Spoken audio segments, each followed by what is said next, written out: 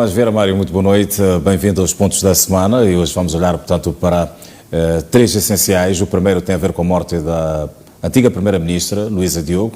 O segundo tem a ver com esta questão da politização da ajuda humanitária às vítimas das inundações e das cheias e, finalmente, a questão do conflito interno na polícia. Muito boa noite, Tomás. Vamos começar por olhar para a morte da antiga Primeira-Ministra Luísa Diogo. Foi uma notícia que apanhou o país, digamos, de surpresa. Tomás, o que é que lhe ocorre dizer nas vésperas do funeral da primeira mulher a desempenhar tão altas funções governamentais? Boa noite, Hermínio, e boa noite a quem nos assiste em casa. Com efeito, é uma semana muito pesada, em que temos, além da crise das inundações, a morte da doutora Luísa Dias Diogo. Com efeito, este facto encontrou-nos a todos de surpresa, porque não havia notícia, pelo menos pública, de que ela estivesse doente, muito menos gravemente doente. A doutora Luísa Diogo é uma figura, como já foi referido, cuja história e percurso e perfil serão para sempre recordados como uma das mentes femininas mais inteligentes, mais aguçadas que Moçambique teve no período pós-independência. Não há sobre isso qualquer dúvida. A sua capacidade técnico-profissional e política são únicas. Temos que notar que é a única figura que foi primeira-ministra de dois chefes de Estado, presidente Chissano e presidente Guebuza. Só esse facto é notável, quer dizer, mereceu confiança de dois estadistas como primeira-ministra. Mas, sobretudo, o seu nome está associado a reformas. O setor financeiro do país, quando ajudou a tirar o país do lodo das dívidas externas em que se encontrava no fim da guerra, 16 anos, com o ministro Tomás Salomão. Foi um esforço impressionante que impressionou o mundo, a capacidade que teve de negociar com muitos credores do leste e do ocidente, Clube de Paris, para aliviar Moçambique de uma dívida externa asfixiante. Aliás, ela teve a oportunidade de registrar parte dessa experiência no seu livro Sopa da Meia-Noite, da Madrugada. E, portanto, é uma perda enorme. A província de Tete nos deu esta moçambicana. Devemos-lhe dívida de gratidão pelo seu conhecimento, dedicação. E depois, do ponto de vista humano, era uma pessoa bastante aberta, bastante com bom humor. E era alguém com quem se podia conversar de forma agradável. Então, é uma perda muito importante. Infelizmente, me parece que aquilo que foi o seu principal legado, aliviar Moçambique de dívida externa, parece-me que isto não foi assim tão honrado, de modo que estamos de novo atolados em dívida externa. Portanto, aí penso que ela deve ter morrido com alguma tristeza para ver um trabalho feito com dedicação, com esforço, com conhecimento, a cair por água abaixo. Temos que mencionar que nos últimos anos, Luísa Diogo estava também associada ao esforço de repor a economia do Zimbábue. Ela estava lá com o presidente Chissano, até apoiando o processo zimbabuiano, até de encorajar o retorno de alguns farmeiros brancos que estavam desavinos com o governo. Então é uma figura que teve um serviço regional também muito importante nesse aspecto. E, aliás, quando perdeu a vida, já era membro do board do APSA, portanto, a nível regional, já não sou Moçambique. O que mostra que a região reconhecia sua competência técnica. Então, perdemos, de facto, uma figura de referência que, não há dúvida, vai ser vista como modelo de que a mulher moçambicana pode chegar longe. Ela está ali como exemplo, como prova de que podemos ter mulher moçambicana a chegar muito longe e até a ser admirada pelo mundo fora, como foi o caso do Luísa Diogo, que amanhã vai enterrar. Então, é uma grande perda que que o país registrou esta semana. Pois bem, Tomás, o país continua também mergulhado nesta tragédia das cheias e inundações, com o número de mortos já a subir todos os dias. Entretanto, parece que por detrás de tanto drama humano, há quem veja oportunidade para implementar agendas políticas. Como é que avalia esse fenómeno? Hermínio, isto é uma grande vergonha da nossa sociedade política, é uma grande vergonha. É quase ultrajante. Parece que para alguns políticos o sofrimento de alguém é uma oportunidade de aparecer, de mostrar uniformes partidários, até disputar a população. Dizer que este povo é meu, este povo não é seu. É uma vergonha. É uma vergonha dos nossos políticos, quase todos sem exceção. E porque o momento da dor não é de esperar que haja tanta sede em colocar a política à frente. Até há pessoas que querem fazer doações individualmente, são impedidas porque têm que ir por um canal e não por outro canal. Ora, usar sofrimento humano como uma arma de arremesso político é profundamente antiético. Não é aceitável e não nos dignifica. E muito mal faz aos políticos. Se os políticos têm ideias, têm energia, que o façam para prevenir os desastres, que o façam antes dos desastres. Não se lancem as comunidades para pregoar política.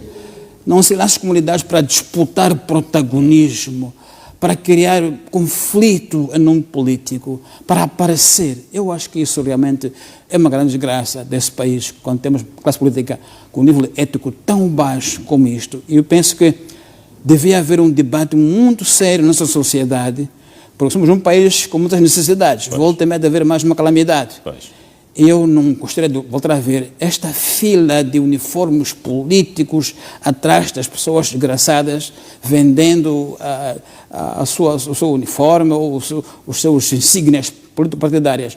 Acho que isso é vergonhoso e é ultrajante. E devia, de facto, haver uma força nacional para que não se faça isso, não se use quem sofra para fins políticos. Mas que estratégias é que podem ser estabelecidas para eliminar estas, digamos assim, estas práticas e reforçar a ética, acima de tudo, na ajuda humanitária? Eu penso que a nossa sociedade toda deve agora levantar-se e dizer isto não se pode fazer.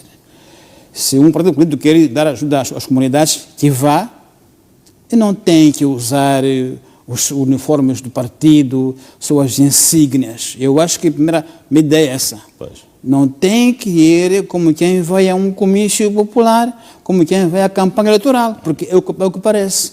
Portanto, a primeira medida é vá dar a sua ajuda, mas não tem que ir lá identificado com partido A, B e C. Porque não está em causa o seu partido, tem em causa a sua humanidade, a sua ajuda às pessoas, quer seja B, C ou A. Portanto, penso que, Hermínio, uma das questões é quem vai dar ajuda que vá vestido normalmente. Não tem que ir com o uniforme do partido, porque não está em causa o partido político. Tem em causa ele como ser humano que está solidário com o seu povo.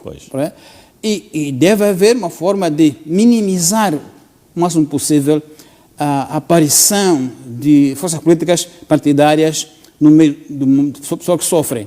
Deve haver o máximo de entregar as ajudas ao ONGD, para ser ele a coordenar as ajudas e não termos todos a ir disputar pessoas que estão a sofrer, cada um com a sua insígnia, com a sua bandeira.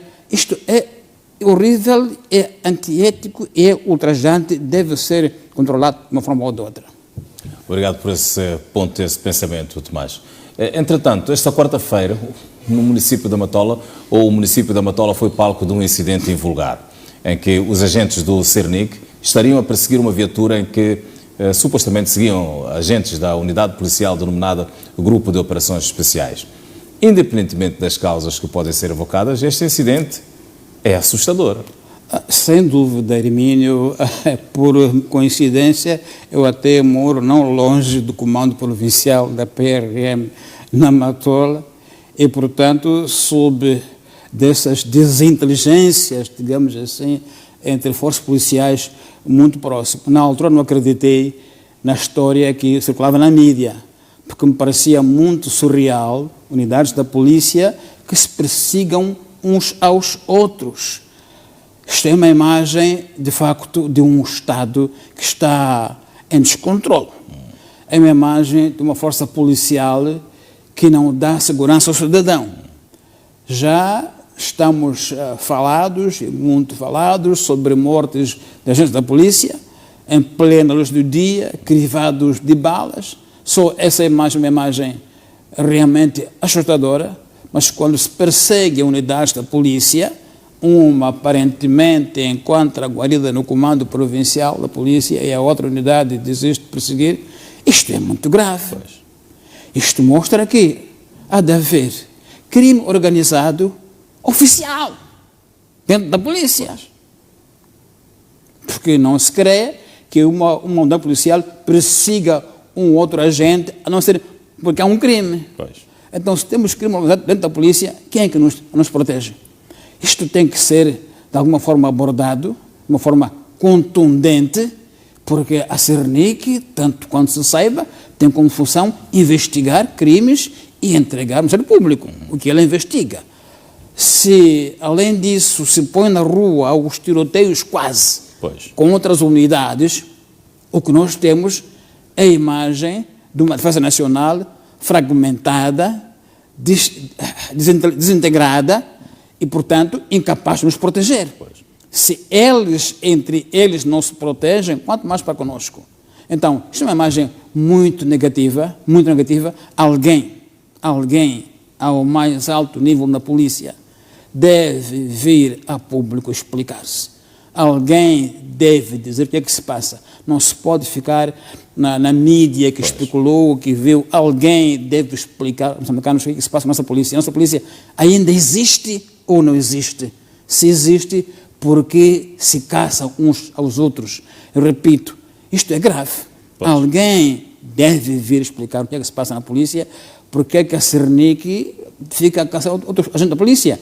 Porque é isso que nós sabemos. Talvez não seja assim. Então, alguém que explica bem o que há na polícia moçambicana tão grave assim, é que polícia, diferentes ramos, se persigam uns contra os outros. Um silêncio, um possível silêncio das autoridades perante este cenário, este episódio, Sim. O que é que pode sugerir à sociedade?